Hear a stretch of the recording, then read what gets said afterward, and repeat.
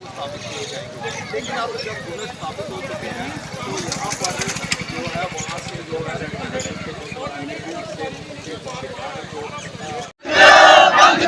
गुंडागर्दी बंद करो, तानाशाही बंद करो, हफ्ते लेना बंद करो,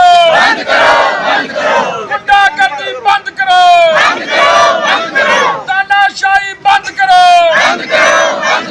ट्रैफिक विभाग मुर्दाबाद, ट्रैफिक विभाग मुर्दाबाद, ट्रैफिक विभाग मुर्दाबाद, ट्रैफिक विभाग मुर्दाबाद, हफ्ते लेना बंद करो, हफ्ते लेना बंद करो, गुंडागर्दी नहीं चलेगी, हफ्ते लेना बंद करो, हफ्ते लेना टेंट लगा दिए गए हैं, बंद रोड बंद कर दिया गया है। टोटली लगभग आधा घंटा हो गया रोड बंद की और प्रदर्शन लगातार जारी है। गुंडागर्दी नहीं चलेगी, ट्रैफिक विभाग मुर्दाबाद, ट्रैफिक विभाग मुर्दाबाद, ट्रैफिक विभाग मुर्दाबाद, ट्रैफिक विभाग मुर्दाबाद, डिस्ट्रिक्ट एडमिनिस्ट्रेशन मुर्दाबाद, डिस्ट्रिक्ट एडमिनिस्ट्रेशन मुर्दाबाद, इस प्रदर्शन को गुंडागर्दी नहीं चलेगी, इसको नहीं खत्म किया जाएगा। सरपंच साहब क्या वारदात हुई और द जुडिशियल चेयरमैन हल्का मुकामपुर चौधरी, जहां जो आज विलेज दोली जट्टा में एक्सीडेंट हुआ है, उस लड़के दो भाई, एक डैडी था और एक उसका पुत्र था। डैडी का नाम था ब्यास बाबा और उसके लड़के का नाम का अभी तक पता नहीं चला है। ये दोनों स्पॉट जहां वो टिप्पर जो रेत बजरी वगैरह ले जाते हैं, उन्होंने उनको दोनों ने मार दिया और तकरीबन 100 गज घसीटते हुए 100 गज डेड बॉडी को घसीटते हुए वो ले गए। और फिर वो जब डेड बॉडियाँ वहाँ से छुट्टी साइड पे हुई और फिर वो जाकर के तेजी से गया और कोटपुन्नू के आगे जाकर के कोटपुन्नू के बीच उसने जाके गाड़ी को लगा दिया और खुद वो ड्राइवर भाग गया। हम ये चाहते हैं माननीय सरपंच विनय जी और मेरी जहाँ सैकड़ों तादाद में मैं अर्ज करूँगा माननीय डिप्टी कमिश्नर कठुआ जी से, फिर सुने मैं डिप्टी कमिश्नर कठुआ जी से कहूँगा कि जैसे जहाँ खतरा है, जहाँ पर स्पीड अगर जल्द बढ़ना चाहिए। हमारे मान्यवर पंच, मान्यवर सरपंच, मान्यवर जितनी भी दुनिया बैठी हुई है वो सभी कह रहे हैं कि सबसे पहले स्पीड ब्रेकर और सबसे पहले एंटी स्पीड, सबसे पहले लोड कैरियर जो है वो उनका लोड जो होता है वो लिमिटेड होना चाहिए। जहाँ पर तो इतना लोड जनाब करते हैं लोग कि ऊपर से जो बॉडी के ऊपर से बजरी जो है वो नीचे बिछी हुई जाती है। आप इस मोड़ पे देखो 2-3 क्विंटल बजरी जो जहाँ पर पड़ी हुई है, जब कट करते हैं ना वो ऊपर से बजरी पड़ती है। तो इसलिए मैं रिक्वेस्ट करता हूँ कि हम दोबारा कह रहा हूँ, हम नहीं हटेंगे। बोलो हम नहीं, हम नहीं, हम नहीं, बोलो हम नहीं। कोई मोटरसाइकिल, कोई बार, कोई टेम्पू जहाँ से नहीं गुजर सकता, बस वगैरह नहीं गुजर सकती। जहाँ पर सडनली 2 मौतें हुई हैं, एक मौत लोगों की मौत हो गई। दोनों मजदूर थे, एक बाप और एक बेटा। पिछले 6 महीनों से मैं ये मसला उठा रहा हूँ, एडमिनिस्ट्रेशन को बोले जा रहा हूँ कि आप इस मसले को गंभीरता से नहीं ले रहे हैं। लोग लगातार मर रहे हैं और टिप्परों पे टिप्परे हमारे सर के ऊपर आप चलाए जा रहे हैं। मैंने 6 महीने पहले भी ये बोला था, ये नगरी में एक डेथ एक टीचर की हुई थी, तब इनको ये वार्निंग दी थी कि खाली 279 337 सेक्शन लगा देने से मसला ख़त्म नहीं हो जाता। आज 304 ए भी हो गई है। आप इसको ज़्यादा से ज़्यादा क्लेम देंगे, क्लेम देके इस फैमिली को चुप करा सकते हैं, क्या आप उनकी भरपाई नहीं कर सकते? मैं बार बार एडमिनिस्ट्रेशन से बोल रहा हूँ, हमने आपको इससे पहले भी एक वैकल्पिक मार्ग बनाने के लिए एक ऑप्शन दे रखा है। आप उस वैकल्पिक मार्ग पे काम ना करते हुए लोगों को मारने का काम कर रहे हैं। ये वार्निंग मैं पहले ही दे चुका हूँ कि यहाँ पे पहले डेथ हो चुकी थी, एक और डेथ होने वाली है और जब आपको पता है कि यहाँ पे कोई डेथ होने वाली है, उसको कॉन्स्पिरेसी बोलते हैं। ये कॉन्स्पिरेसी एडमिनिस्ट्रेशन ने हमारे साथ रची और लोगों की जानें ली। अभी और भी कितनी जानें लेंगे इसका कोई पता नहीं है, लेकिन ये एडमिनिस्ट्रेशन कब जागेगा इस चीज़ का पता नहीं। लेकिन अब हम लोग सड़कों पे आ गए हैं, अब हम उठने वाले नहीं हैं। या एडमिनिस्ट्रेशन को यहाँ से हमारी बात सुन के इनका अल्टरनेट रूट बनाना पड़ेगा, या फिर हम लोग यहाँ से मरेंगे। ऐसे भी ट्रकों के नीचे आने के लिए हम मर ही रहे हैं और हम सब सड़कों पे आके मरेंगे।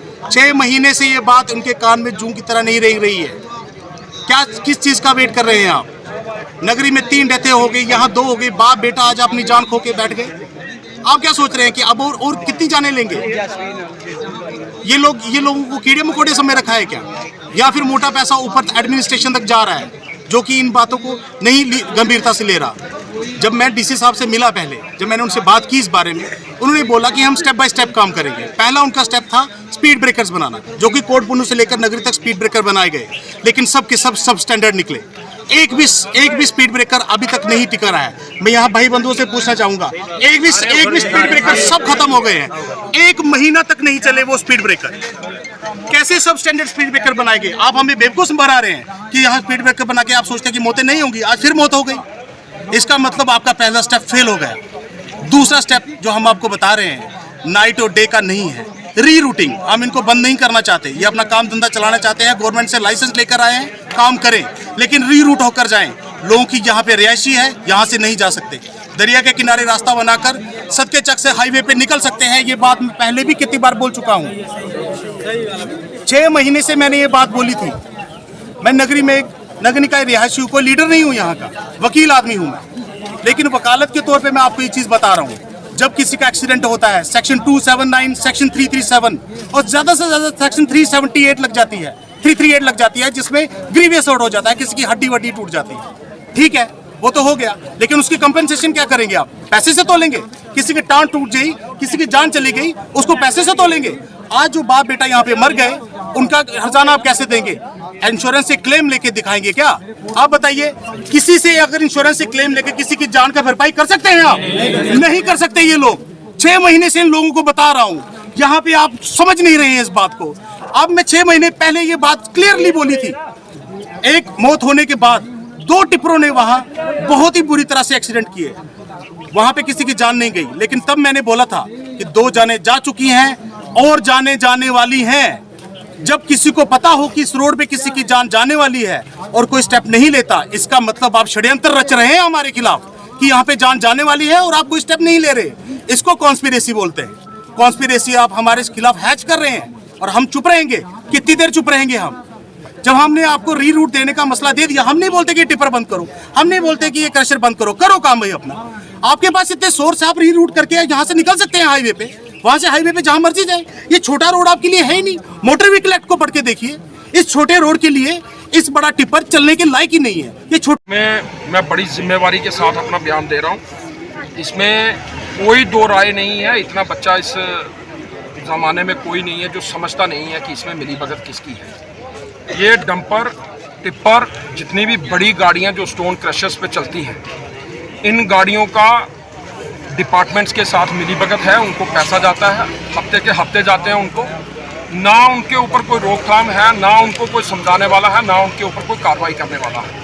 एक्सीडेंट एक कैजुअल हो गया है इस इलाके में।